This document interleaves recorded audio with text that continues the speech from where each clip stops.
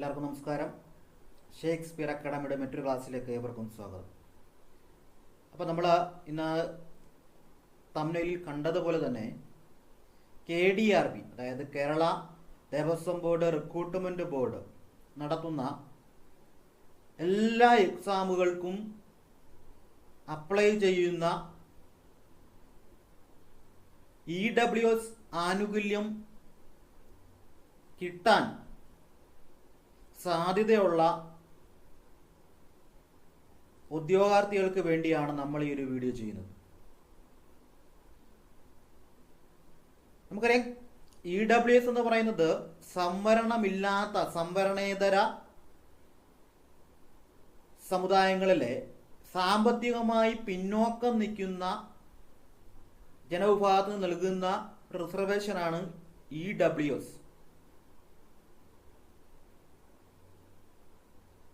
അപ്പോൾ അങ്ങനെയുള്ള EWS ആനുകൂല്യം ഏതൊക്കെ ഉദ്യോഗാർത്ഥികൾക്കാണ് കിട്ടുന്നത്, അതിൻ്റെ നിബന്ധനകൾ, മാനദണ്ഡങ്ങൾ എന്തൊക്കെയാണ്, ഒരു EWS സർട്ടിഫിക്കറ്റ് കിട്ടാൻ എന്തൊക്കെ കാര്യങ്ങളാണ് നമ്മൾ ശ്രദ്ധിക്കേണ്ടത് എന്നുള്ള കാര്യങ്ങളാണ് നമ്മൾ ഇന്ന് ചർച്ച ചെയ്യാൻ പോകുന്നത്. ഇത് KDRBക്കും വേണ്ടി മാത്രമുള്ള ഒരു വീഡിയോ ആണ്.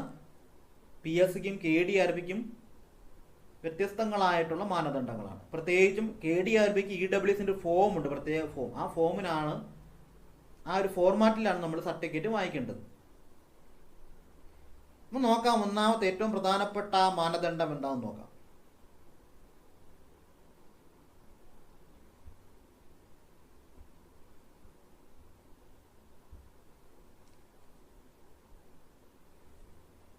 ഇവിടെ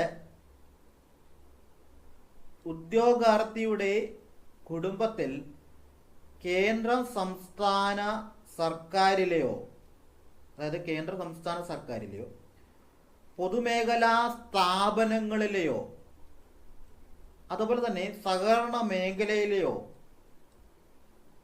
അതുപോലെ തന്നെ സംസ്ഥാന സർക്കാരിൽ നിന്നും ധനസഹായം ലഭിക്കുന്ന സ്വയംഭരണ സ്ഥാപനങ്ങളിലെയോ കേന്ദ്ര സംസ്ഥാന സർക്കാരിൽ നിന്നും തദ്ദേശ സ്വയംഭരണ സ്ഥാപനങ്ങളിൽ നിന്നും ധനസഹായമോ ഗ്രാൻഡോ ലഭിക്കുന്ന വിദ്യാഭ്യാസ സ്ഥാപനങ്ങളിലെയോ റെഗുലർ ജീവനക്കാർ, പ്രത്യേകിച്ച് റെഗുലർ ജീവനക്കാർ ഉണ്ടായിരിക്കരുത്. അതാണ് ഏറ്റവും പ്രധാനപ്പെട്ട EWSന്റെ മാനദണ്ഡം എന്ന് പറയുന്നത്.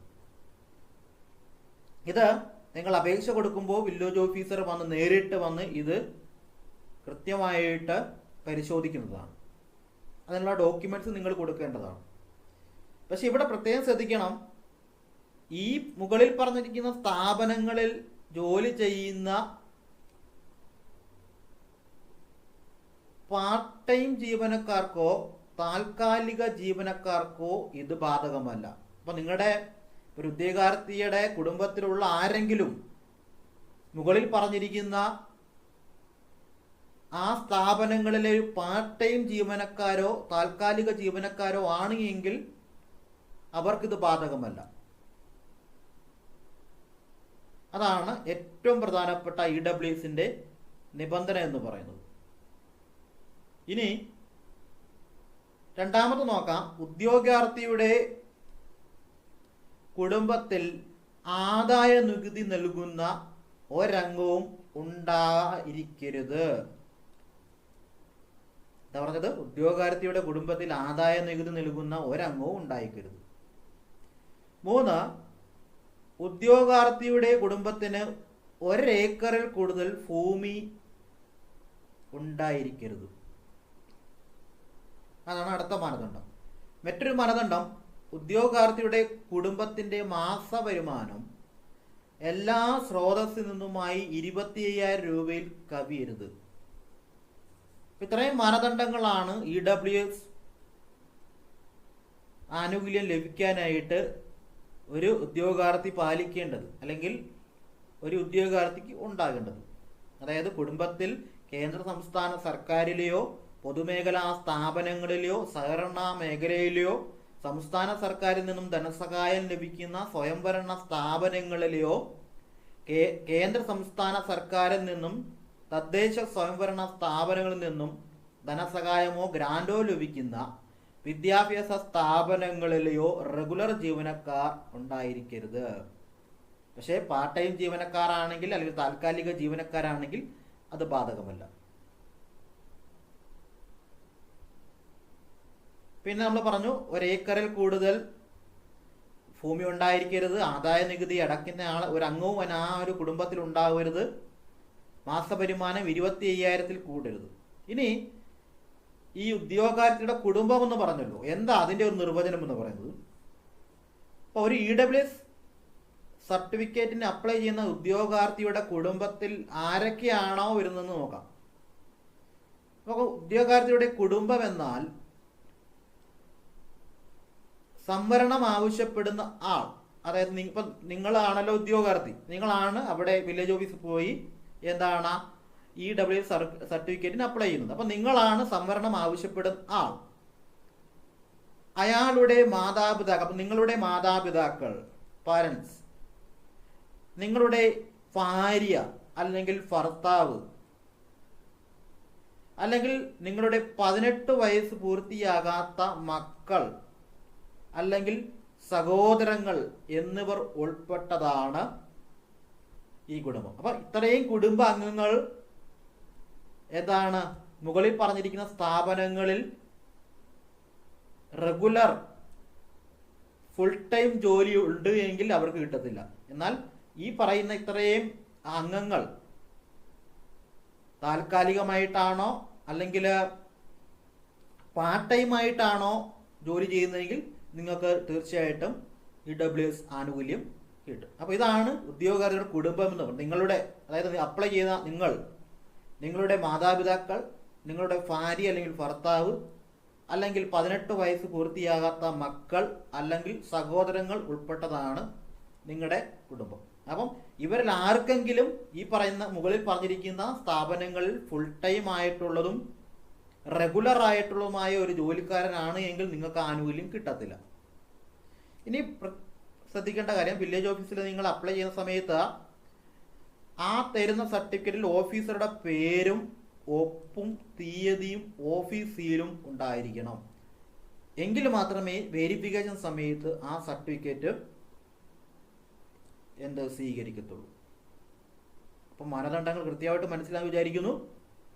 ഒരേക്കറിൽ കൂടുതൽ വസ്തു ഉണ്ടാകാൻ പാടില്ല, ആദായ നികുതി അടയ്ക്കാൻ പാടില്ല, 25,000 രൂപയിൽ അധികം മാസ വരുമാനം ഉണ്ടാകാൻ പാടില്ല, കേന്ദ്ര സംസ്ഥാന സർക്കാരിൻ്റെയോ അല്ലെങ്കിൽ ആ പരിധിയിൽ വരുന്ന ഒരു സ്ഥാപനങ്ങളിലും ഫുൾ ടൈം റെഗുലർ ജോലി ഉണ്ടായിരിക്കരുത്. ഇത്രയും മാനദണ്ഡങ്ങളാണ് ഒരു EWS ആനുകൂല്യം കിട്ടേണ്ട ഉദ്യോഗാർത്ഥിക്ക് ഉണ്ടാകേണ്ടത്. ഇനി നമ്മൾ അടുത്തതായി നോക്കുന്നത് KDRBക്ക് EWS സർട്ടിഫിക്കറ്റിന് ഒരു ഫോർമാറ്റ് ഉണ്ട്. ആ ഫോർമാറ്റിൽ മാത്രമേ നമ്മൾ സർട്ടിഫിക്കറ്റ് വാങ്ങിക്കാവുള്ളൂ, അത് മാത്രമേ വെരിഫിക്കേഷന് സ്വീകരിക്കത്തുള്ളൂ. ആ ഒരു ഫോർമാറ്റാണ് നമ്മൾ പ്രധാനമായിട്ട് നോക്കാൻ പോകുന്നത്.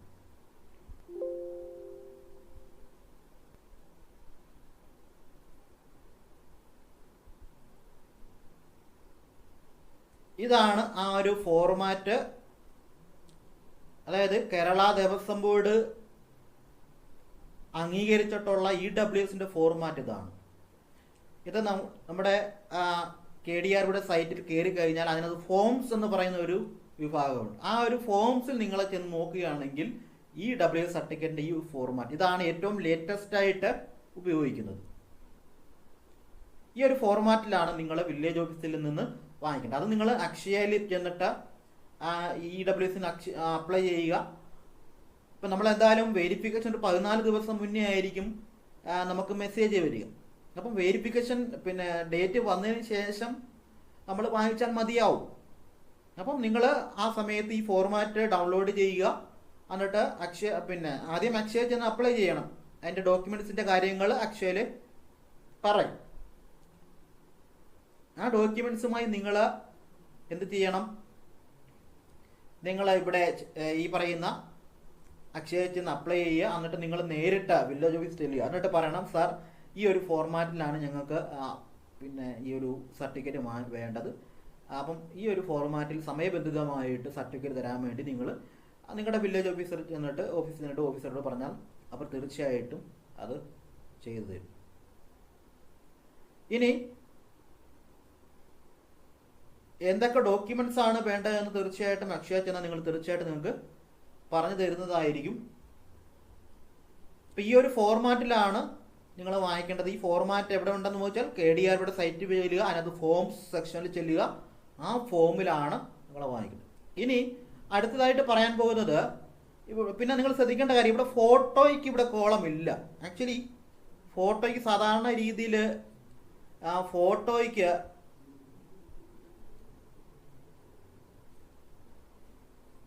ഇവിടെ സാധാരണ ഈ ഫോട്ടോ വേണമെങ്കിൽ അവിടെ ഒരു കോളം ഉണ്ടാവുന്നതാണ്. പക്ഷേ ഇവിടെ ഫോട്ടോ കോളമില്ല. ഫോട്ടോ വെക്കണമെന്ന് നിർബന്ധമൊന്നുമില്ല. അതായത് ഫോട്ടോ വെക്കണമെന്ന് നിർബന്ധമൊന്നുമില്ല, വെച്ചാലും കുഴപ്പമില്ലെങ്കിലും ഫോട്ടോ വെക്കാനുള്ള ഒരു കോളം ഇല്ലാത്ത സ്ഥിതിക്ക് നിങ്ങൾ ഫോട്ടോ വെക്കേണ്ടതിന് ആവശ്യമില്ല.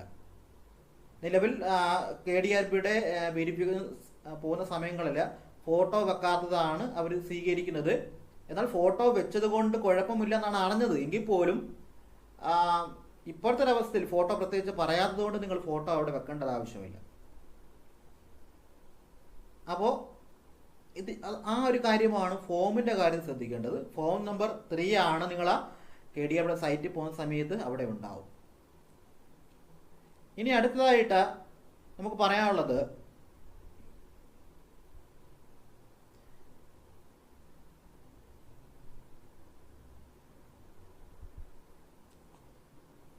അതായത് ഈ EW സർട്ടിഫിക്കറ്റിന് വേണ്ടി വില്ലേജ് ഓഫീസിൽ ചെല്ലുന്ന സമയത്ത് ചില വില്ലേജ് ഓഫീസർമാരെങ്കിലും നമ്മൾ ഈ KDRBയുടെ ഫോർമാറ്റിൽ നമ്മൾ ഈ ഡൗൺലോഡ് ചെയ്ത് കൊണ്ടു കൊടുക്കുന്ന KDRBയുടെ ഫോർമാറ്റിൽ ചില വില്ലേജ് ഓഫീസർമാരെങ്കിലും ഈ സർട്ടിഫിക്കറ്റ് തരാൻ മടിക്കുന്നുണ്ട്.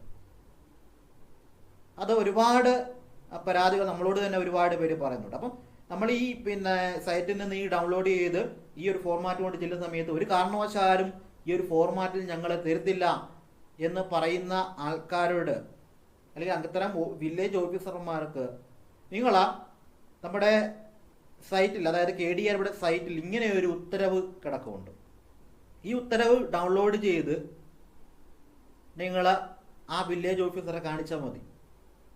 ഈ ഒരു ഓർഡർ നിങ്ങൾ ഡൗൺലോഡ് ചെയ്തിട്ട് വില്ലേജ് ഓഫീസറെ പോയി കൊണ്ട് കാണിക്കുകയാണെങ്കിൽ തീർച്ചയായിട്ടും അവർ ഈ ഫോർമാറ്റിൽ തന്നെ എഴുതിയിട്ടുണ്ട്. കാരണം അവർക്ക് വേണ്ടിയുള്ള റൂളാണിത്. ഓക്കെ,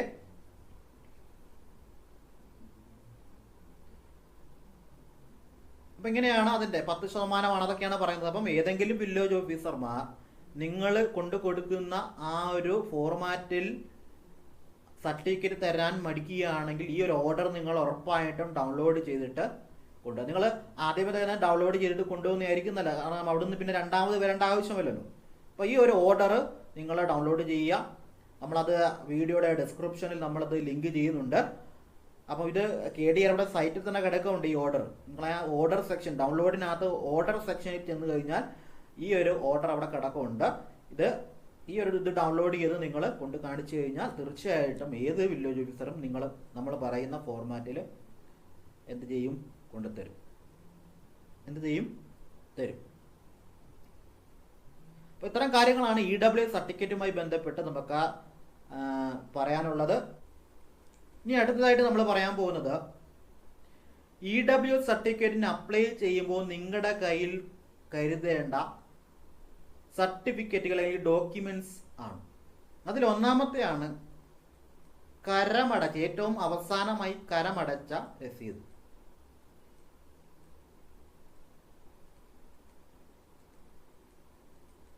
രണ്ട്, റേഷൻ കാർഡിന്റെ കോപ്പി.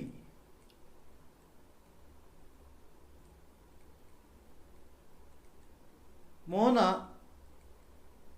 SSLC certificate.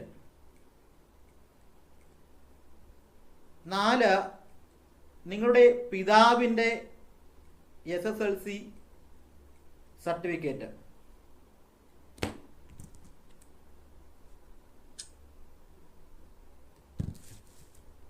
5, അതുപോലെ തന്നെ അഞ്ചാമതായിട്ട്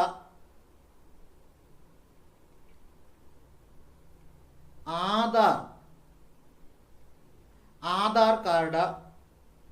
അപ്പോൾ ഇത്രയും ഡോക്യുമെന്റ്സ് ആണ് EWS സർട്ടിഫിക്കറ്റിന് അപ്ലൈ ചെയ്യുമ്പോൾ നിങ്ങളുടെ കയ്യിൽ കരുതേണ്ട സർട്ടിഫിക്കറ്റ്. ഏതൊക്കെയാണ്? ഒന്നാമത് കരമടച്ച, ഏറ്റവും അവസാനമായിട്ട് കരമടച്ച രസീത്. 2 റേഷൻ കാർഡിന്റെ കോപ്പി അല്ലെങ്കിൽ റേഷൻ കാർഡ്. 3 SSLC ബുക്കിന്റെ കോപ്പി അല്ലെങ്കിൽ ഒറിജിനൽ SSLC ബുക്ക്. അതുപോലെ തന്നെ അച്ഛൻ്റെ, നിങ്ങളുടെ പിതാവിൻ്റെ SSLC ബുക്കിന്റെ കോപ്പി അല്ലെങ്കിൽ അതിന്റെ ഒറിജിനൽ. അതുപോലെ ആധാർ കാർഡ് എന്നിവയാണ് പ്രധാനമായിട്ടും വേണ്ടത്. ഇനി നിങ്ങൾ ഇത്തരം കാര്യങ്ങളാണ് വേണ്ടത്. ഇത്രയും ഡോക്യുമെന്റ്സ് നിങ്ങൾ ഉറപ്പായിട്ട് നിങ്ങളുടെ കയ്യിൽ കരുതണം. അപ്പോൾ ഇത്തരം കാര്യങ്ങളാണ് EWSുമായി ബന്ധപ്പെട്ട് പറയാനുള്ളത്. ഓർമ്മിക്കുക, 10% EWS റിസർവേഷൻ ഉള്ളത്. 10% എന്ന് പറയുമ്പോൾ ഇപ്പോൾ 100 നിയമനം പോകുന്ന സമയത്ത് 50 എണ്ണം ഓപ്പൺ കാറ്റഗറി ആയിരിക്കും. അതായത് മാർക്കിന്റെ അടിസ്ഥാനത്തിൽ 1050 വന്ന ആൾക്കാരായിരിക്കും 50 എണ്ണം. ബാക്കി 50 എന്ന് പറയുന്നത് റിസർവേഷൻ ആണ്. ആ റിസർവേഷനകത്ത് 10 എണ്ണം നിങ്ങൾക്കുള്ളതാണ്. 10 പേര്, ആ 10 പേർക്കുള്ള നിങ്ങൾക്ക് കിട്ടും. ആ ബാക്കിയുള്ള 50-നകത്ത് 10 നിയമനം നിങ്ങൾക്ക് കിട്ടും. അപ്പോൾ 100 എണ്ണം പോകുമ്പോൾ 10 എണ്ണമാണ് EWSന് നിയമനം കിട്ടുക. ബാക്കിയുള്ളതൊക്കെ മറ്റുള്ള സമുദായത്തിനൊക്കെയാണ് കിട്ടുന്നത്. അപ്പോൾ ഇത്തരം കാര്യങ്ങളാണ് EWSുമായി ബന്ധപ്പെട്ട് പറയാനുള്ളത്.